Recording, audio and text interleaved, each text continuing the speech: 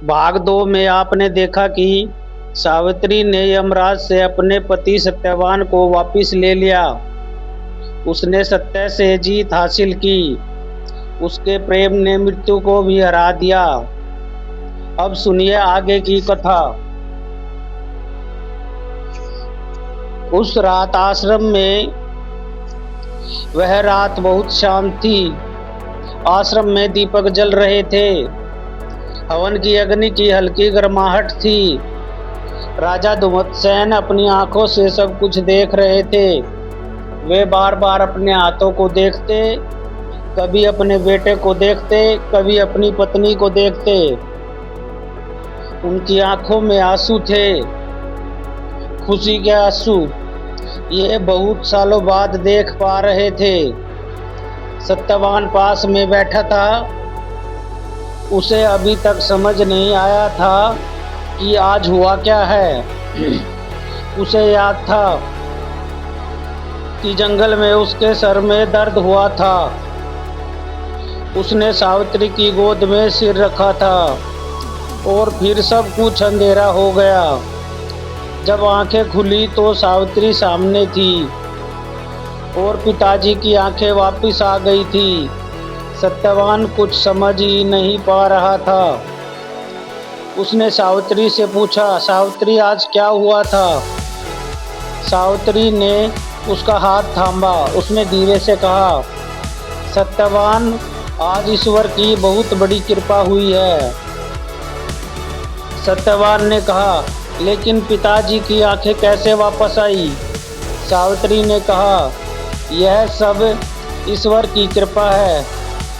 सत्यवान चुप हो गया। उसे लगा कि सावित्री और भी कुछ जानती है, लेकिन उसने उससे नहीं पूछा। राजा धुमतसेन ने सावित्री को बुलाया। उन्होंने कहा, बेटी मेरे पास आओ। सावित्री उनके पास गई, उनके पैर छुए। राजा धुमतसेन ने उनके सिर पर हाथ रखा। उन्होंने कहा, बेटी मुझे नहीं पता तुमने क्या किया, लेकिन मुझे पता है कि यह सब तुम्हारी वजह से ही हुआ है। तुम साधारण नहीं हो, तुम बहुत महान हो। सावित्री की आंखें भर आई। उसने कहा, पिताजी यह सब आपके और माँ के आशीर्वाद से हुआ है। उस रात सबने साथ मिलकर खाना खाया। बहुत दिनों बाद आश्रम में इतनी खुशी थी। राजा धुमतसेन बार बार सावित्री को देखते थे। उनकी आंखों में एक अजीब सा भाव था, कृतज्ञता का भाव। अगले दिन की सुबह हुई। पक्षी गाने लगे, नदी बहने लगी, हवा चलने लगी। सावित्री सुबह जल्दी उठी। उसने स्नान किया, उसने पूजा की। आज उसकी पूजा में एक अलग ही भाव था। कल तक वह डरी हुई थी। कल तक उसके मन में चिंता थी। आज उसका मन एकदम हल्का था, एकदम शांत था। उसने हाथ जोड़कर ईश्वर को धन्यवाद दिया। उसने कहा, हे भगवान, तुमने मेरी सुनी, तुम्हारा बहुत बहुत धन्यवाद। सत्यवान भी उठ गया था। वह आज जंगल नहीं गया। वह सावित्री के पास आया। उसने कहा, सावित्री आज हम दोनों नदी के किनारे चलते हैं। सावित्री भी मुस्कुराई और उसने कहा, हाँ चलते हैं। दोनों नदी के किनारे गए। नदी का पानी साफ और ठंडा था। दोनों किनारे पर बैठ गए। सत्यवान ने कहा, सावित्री मुझे एक बात पूछनी है। सावित्री ने कहा, पूछो। सत्यवान ने कहा, कल जंगल में क्या हुआ था, मुझे सच बताओ। सावित्री ने उसकी तरफ देखा। उसने सोचा कि अब सत्यवान को सच बताना चाहिए। सावित्री ने कहा, सत्यवान मैं तुम्हें बताती हूँ। जब हमारा विवाह हुआ था तब नारद जी ने पिताजी को बताया था। उन्होंने कहा था कि सत्यवान की आयु केवल 1 वर्ष है। सत्यवान की आंखें बड़ी हो गई। उसने कहा, क्या? सावित्री ने कहा, हाँ, लेकिन मैं तुम्हें छोड़ना नहीं चाहा। मैंने तय किया कि मैं तुम्हें बचाऊंगी। सत्यवान चुप था। वह नदी के पानी को देख रहा था। उसके मन में कई विचार आ रहे थे। फिर उसने सावित्री की तरफ देखा। उसने कहा, और कल? सावित्री ने कहा, कल जब तुम जंगल में बेहोश हो गए थे तब यमराज आए थे। वे तुम्हारी आत्मा लेने के लिए आए थे। सत्यवान का दिल धड़का। उसने कहा, और फिर? सत्यवान ने कहा, मैं यमराज के पीछे चल दी। मैंने उन्हें रोका। मैंने उनसे तर्क किया। मैंने उनसे 3 वरदान मांगे। पहले वरदान में पिताजी की आंखें मांगी, और दूसरे वरदान में पिताजी का राज्य मांगा, और तीसरे वरदान में तुम्हें मांग लिया। सत्यवान एकटक सावित्री को देखता रहा। उसकी आंखें भर आई। सत्यवान ने कहा, सावित्री? उसकी आवाज कांप रही थी। उसने कहा, तुम यमराज के पास गई थी अकेले? सावित्री ने कहा, हाँ। सत्यवान ने कहा, डर नहीं लगा? सावित्री ने मुस्कुराकर कहा, लगा था, लेकिन प्रेम डर से बड़ा होता है। सत्यवान की आंखों से आंसू बह निकले। उसने सावित्री का हाथ थामा। उसने कहा, सावित्री, तुम जैसी पत्नी इस दुनिया में कोई नहीं है। सावित्री की आंखें भी भर आई।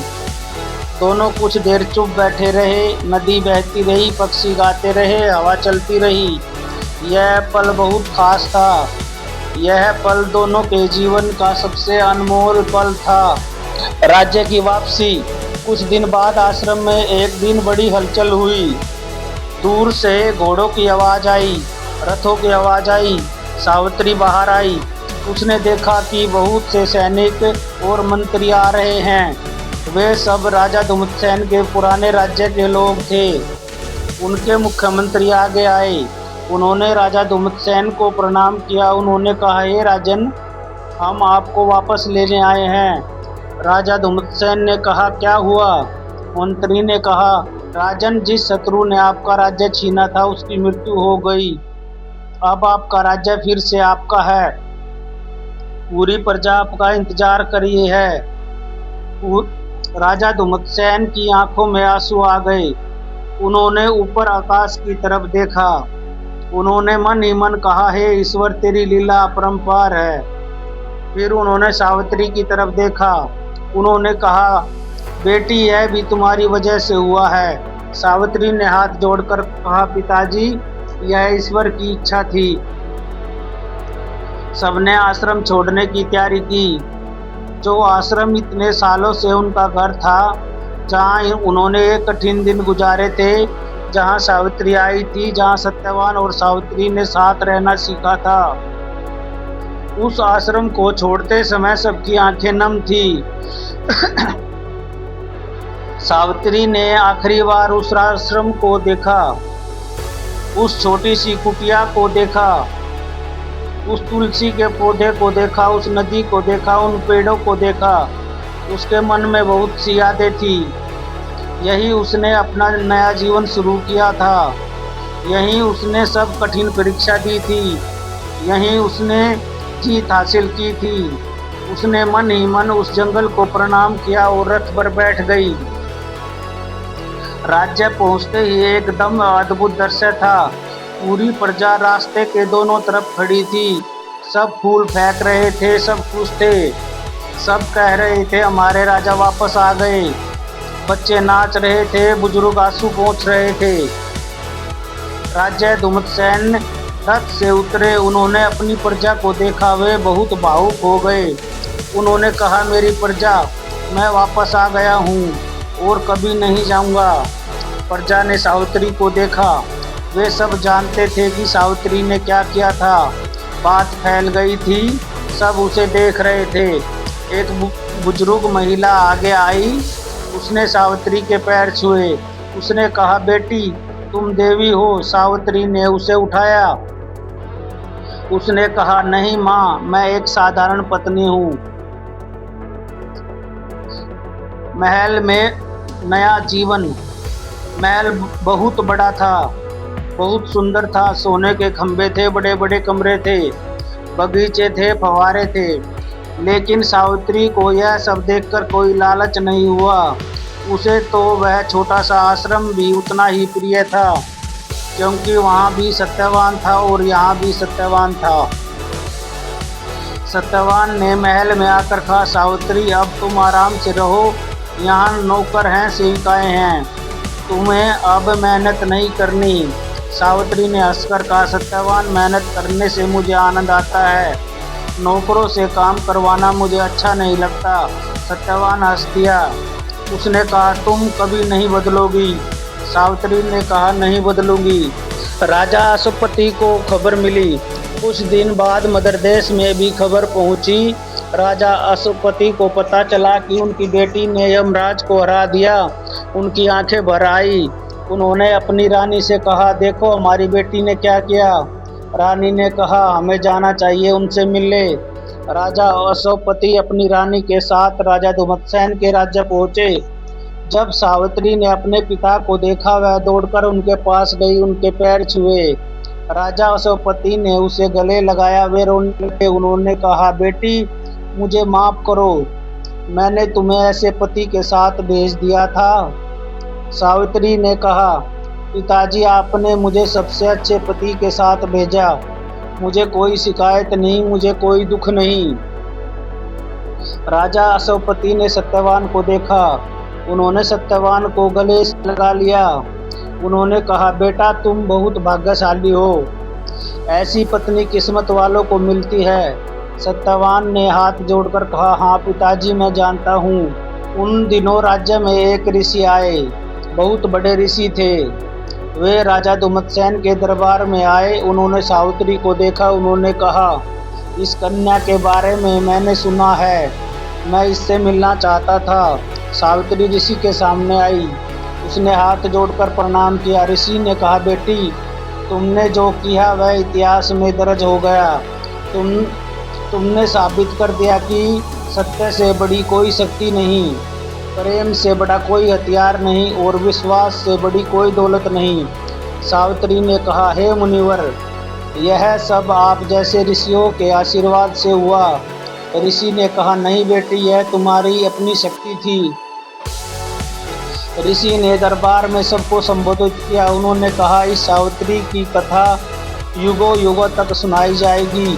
जो स्त्री इस कथा को सुनेगी उसे शक्ति मिलेगी, जो पुरुष इस कथा को सुनेगा उसे ज्ञान मिलेगा, जो भी इस कथा को श्रद्धा से सुनेगा उसके घर में सुख शांति आएगी। ऋषि ने आगे कहा, उन्होंने कहा, जिस दिन सावित्री ने यमराज से अपने पति को वापस लिया वह दिन बहुत पवित्र था। उस दिन ज्येष्ठ महीने की अमावस्या थी।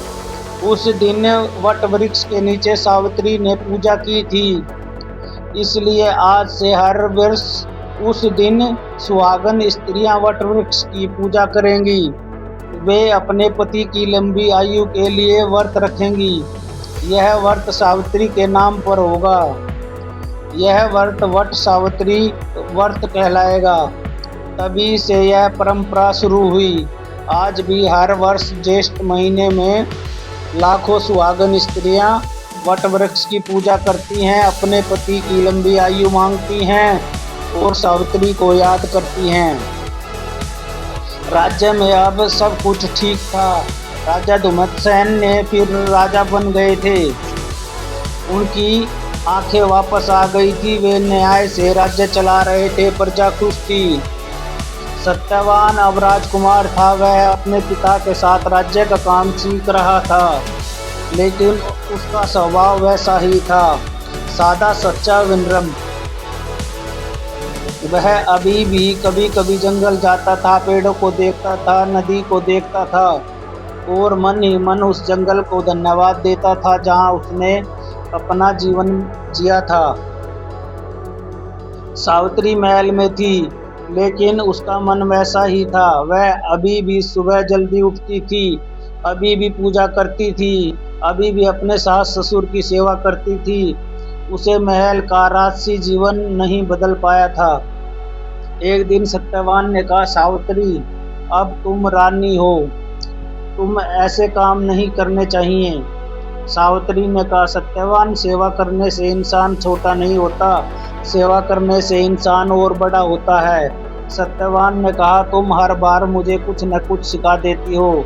सावित्री हंस दी। एक शाम सत्यवान और सावित्री महल की छत पर बैठे थे। सूरज डूब रहा था, आकाश लाल और सुनहरा हो गया था। दूर तक राज्य दिख रहा था, हरे भरे खेत थे, नदी चमक रही थी। सत्यवान ने कहा, सावित्री। सावित्री ने कहा, हाँ। सत्यवान ने कहा, जब मैं जंगल में था और तुम आई थी, उस दिन पहली बार तुम्हें देखकर मुझे क्या लगा जानती हो? सावित्री ने पूछा, क्या लगा?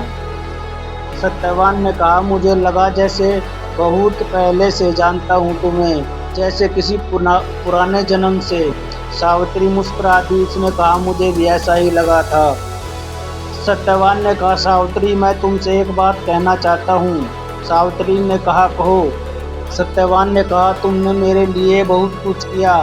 तुमने मेरी जान बचाई, तुमने मेरे माँ बाप की आंखें वापस दिलाई, तुमने हमारा राज्य वापस दिलाया। मैं इसका कोई बदला नहीं दे सकता। सावित्री ने उसका हाथ थामा। उसने कहा, सत्यवान, प्रेम में बदला नहीं होता, प्रेम केवल देना होता है। जो दिल से देता है उसे कभी कोई कमी नहीं रहती। सत्यवान की आंखें भर आई। उसने कहा, तुम बहुत महान हो सावित्री। सावित्री ने कहा, नहीं, मैं बस एक पत्नी हूँ जिसने अपना धर्म निभाया है। प्रिय भक्तों, यह कथा हमें बहुत कुछ सिखाती है। पहली बात, सत्य में बहुत शक्ति होती है। जो सत्य के रास्ते पर चलता है उसे कोई नहीं हरा सकता। दूसरी बात, सच्चा प्रेम कभी हार नहीं मानता। सावित्री का प्रेम इतना सच्चा था कि मृत्यु भी उसके सामने झुक गई। तीसरी बात, विश्वास रखो। जब भी जीवन में कोई कठिन समय आए, घबराओ मत, ईश्वर पर भरोसा रखो। जो सच्चे मन से भगवान को याद करता है, भगवान उसकी जरूर सुनते हैं। चौथी बात, सेवा से बड़ा कोई धर्म नहीं। सावित्री राजकुमारी थी, लेकिन उसने अपने सास ससुर की सेवा में कभी शर्म नहीं मानी। यही उसकी सबसे बड़ी शक्ति थी। प्रिय भक्तों, सावित्री की यह कथा आज भी उतनी ही सच्ची है।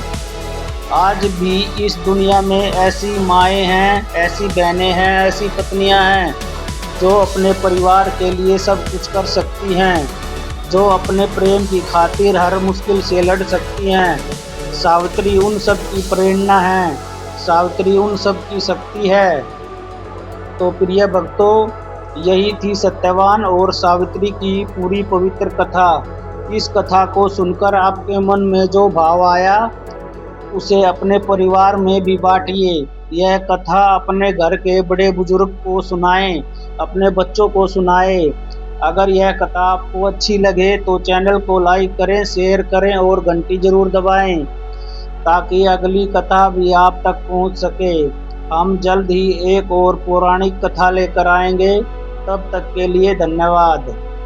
जय सत्यवान, जय सावित्री, हर हर महादेव, जय श्री राम।